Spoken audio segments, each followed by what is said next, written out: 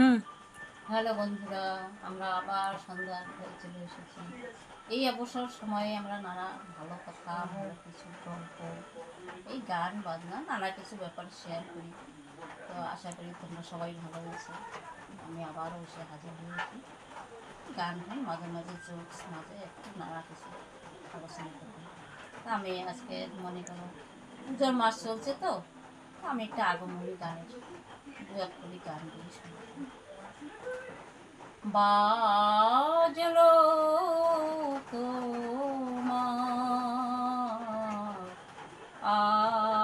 আলোর বেণু, বাজলো রে ভুবন,